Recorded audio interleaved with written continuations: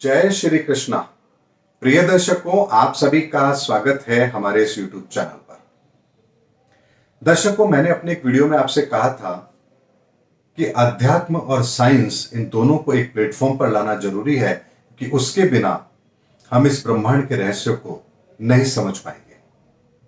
आज मैं आप लोगों के सामने एक ऐसी ही बात रख रहा हूं जो इस बात को प्रमाणित भी करती है और आपको समझने में बहुत आसानी भी होगी। निकोला टेस्ला, इनके बारे में आप लोग जानते भी होंगे। स्वामी विवेकानंद समय के साइंटिस्ट हैं। इन्होंने एक थ्योरी दी थी, एक मैजिकल फिगर के बारे में बताया था और कहा था कि 369 इस ब्रह्मांड के अंदर एक ऐसे डिजिट हैं जो अपने आप में एक रहस्य लिए हुए हैं।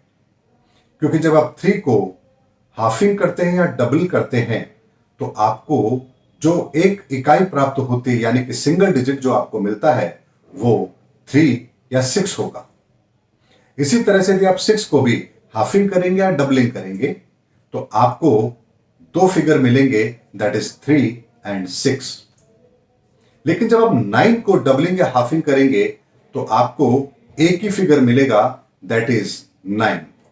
तो क्या ब्रह्मांड के अंदर ये 369 क्या एक विशेष तरह की एनर्जी को लिए हुए हैं?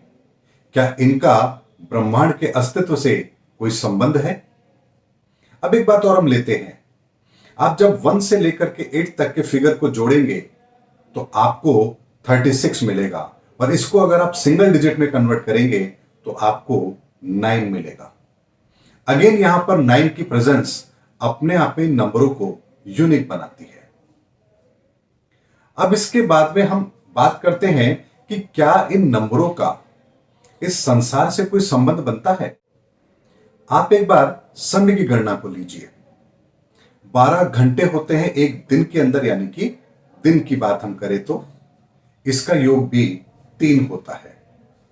अगर हम दिन और रात दोनों को मिला लें तो 24 घंटे होते हैं और इनका सिंगल डिजिट भी 6 होता है, यानी यहां भी 3 की प्रेजेंस है और 6 की प्रेजेंस है। एक साल में 12 महीने होते हैं। अगेन यहां पर 3 की प्रेजेंस है। एक साल को अगर हम बात करें कितने दिन होते हैं तो 365.25, इन सब का अगर आप टोटल लगाएंगे तो आपको 3 मिलेगा। एक मिनट में 60 सेकंड होते हैं, अगेन 6। एक घंटे में 3600 सेकंड्स होते हैं, अगेन 9, यानी 3 + 6 = 9। एक दिन में 86,400 सेकंड्स होते हैं और इनको भी आप काउंट करेंगे तो सिंगल डिजिट आपको मिलेगा 9।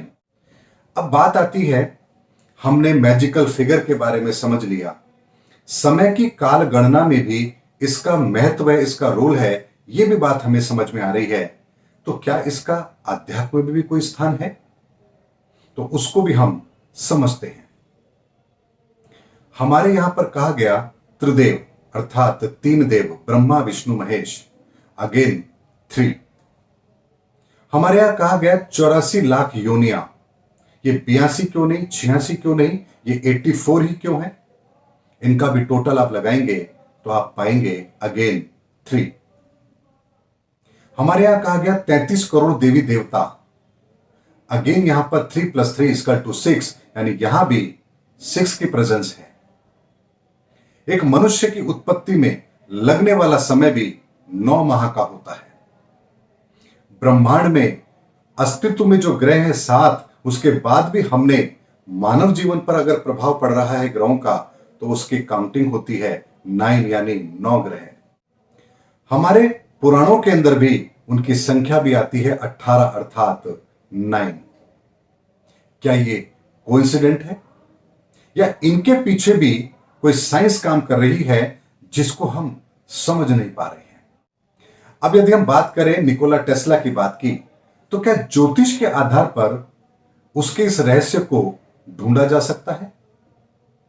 क्या ज्योतिष के अंदर वो प्रमाण मौजूद हैं जो हमें इस ब्रह्मांड के इन 3 मैजिकल फिगर 369 का कोई रहस्य देते हो? आखिर ये 369 का मैजिकल फिगर क्यों हमारे समय के साथ भी जुड़ा हुआ है और हमारे अध्यात्म के साथ भी जुड़ा हुआ है और आखिर इसका संबंध क्या है।